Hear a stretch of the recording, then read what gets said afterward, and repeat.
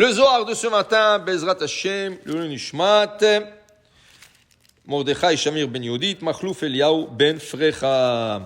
Le Zohar, il parle de Vayetzav Avimelech et kol ha'am lemor anogea baish hazeh ubishto mot yumat. Alors on va expliquer avant d'arriver à l'explication du Zohar.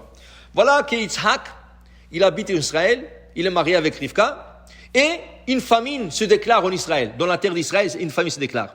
C'est exactement comme il est arrivé le jour de son père.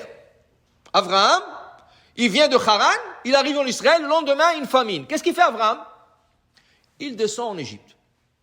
Alors, Yitzhak, il dit, tout ce qu'il fait mon père, moi je vais. Les enfants suivent normalement le trace de leurs parents. Alors, qu'est-ce qu'il a dit Yitzhak? Mon père est descendu en Égypte, moi aussi je vais descendre en Égypte. Il prend sa femme Rivka, il veut aller en Égypte. Hachem l'arrête. Il dit, toi tu ne peux pas. Pourquoi? Toi tu es un holocauste. Tu es sacré. Tu es saint. Pourquoi? Il s'est mis le cou sur l'autel. Il se laissait faire la Hakeda.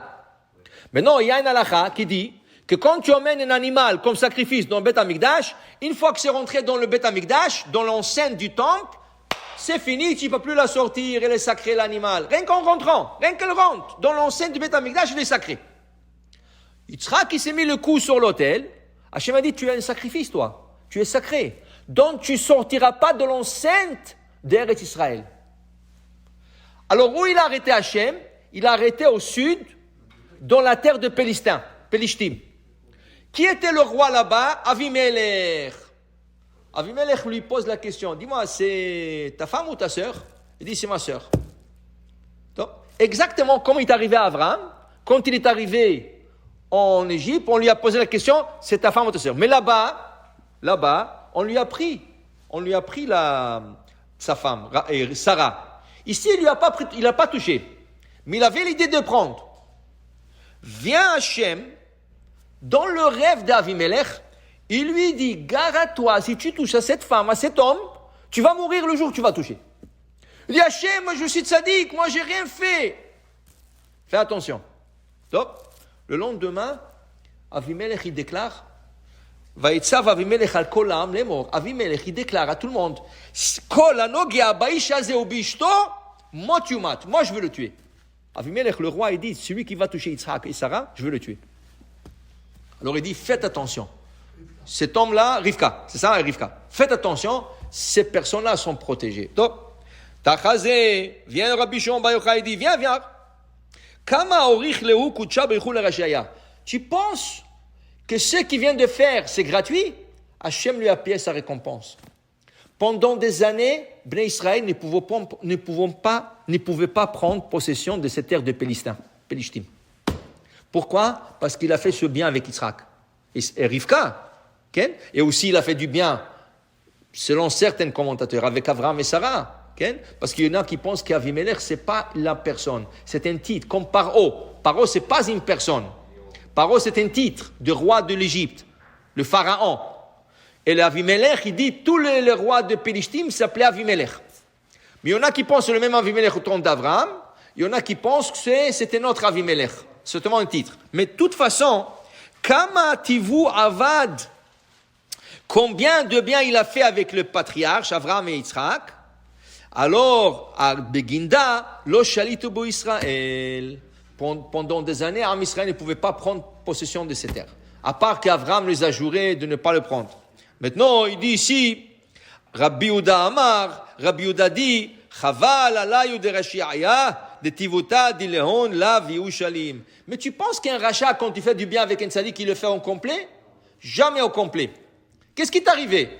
Avimelech déclare, personne touche cet homme, personne touche cette femme, moi je veux le tuer. Et là, Yitzhak s'installe.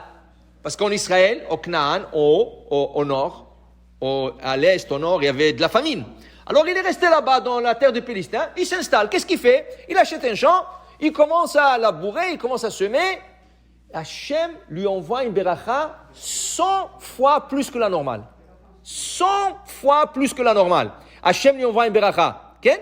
Et là, il achète, la Torah dit, il achète de bétail, il achète des chameaux, il achète des esclaves. Il est devenu plus riche que le roi Avimelech. Qu'est-ce qui est arrivé? Avimelech ne l'a pas admis. Il n'a pas accepté. Alors, qu'est-ce qu'il fait Avimelech? il vient avec un groupe chez Yitzhak, il lui dit, Lech mitanu, sors d'ici, tu as trop de pouvoir, il faut que tu sors d'ici. C'est l'histoire des Juifs dans toutes les générations. Les Juifs ont quitté l'Allemagne, pauvres, ils n'avaient rien, ils sont arrivés en Amérique et tout ça, ils n'avaient pas de travail, et Baruch Hashem, ils ont acheté la moitié de l'Amérique, ils ont fait de compagnies, ils ont fait... Alors qu'est-ce que les Américains disent? Hey, vous êtes venus pour prendre le pays ici, okay? Et partout c'est comme ça. Quand les Juifs ils arrivent quelque part, toujours on veut... En Allemagne, c'était la même chose. Pourquoi les Allemands ont fait la Shoah? Parce qu'ils ont vu que les Juifs étaient chacham, les Juifs étaient partout, des mathématiciens, des physiciens, des chimistes, tout ce que tu veux. Alors à un certain point, il faut les éliminer. La solution finale, ils font le enquête. Mais sache une chose, quand tu envoies des Juifs, tu enlèves la bracha.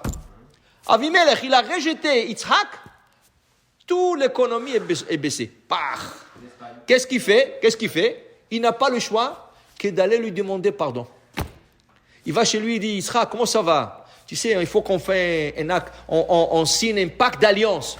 Il dit, qu'est-ce qu'il y a? Tu m'as jeté de ton pays, maintenant tu viens chez moi, qu'est-ce que tu veux de moi maintenant? Non, écoute, on a vu la bracha que tu avais, on regrette.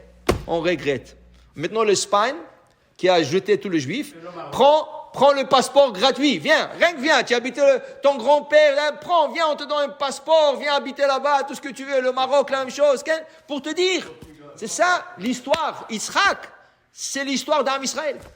Okay? Alors il dit ici, regarde, dit Rabbi Yehuda, regarde les Rechaïm. Tu penses qu'ils font du bien avec Israël? Quand Avimelech, il avait peur d'Hachem, il a dit ne touchez pas. Mais quand il a vu qu'un peu il le dépasse économiquement, il emmenait beaucoup de bien, mais il est jaloux de lui, il y a la sorte ici, on ne veut plus de toi. Mais il a perdu. Alors pour te dire que ne pense pas que les Rechaïm font du bien avec les Tzadikim. Ils le font, mais ils le font à moitié. Ils ne le font jamais au complet. Peut-être qu'il y a des chassidés au Mot Haolam, mais pour te dire, Tov betoach b'Hashem, mi betoach b'Adam. Ne fais jamais confiance à l'homme. Fais confiance à Hachem. Baruch Adonai le'olam. Amen ve amen.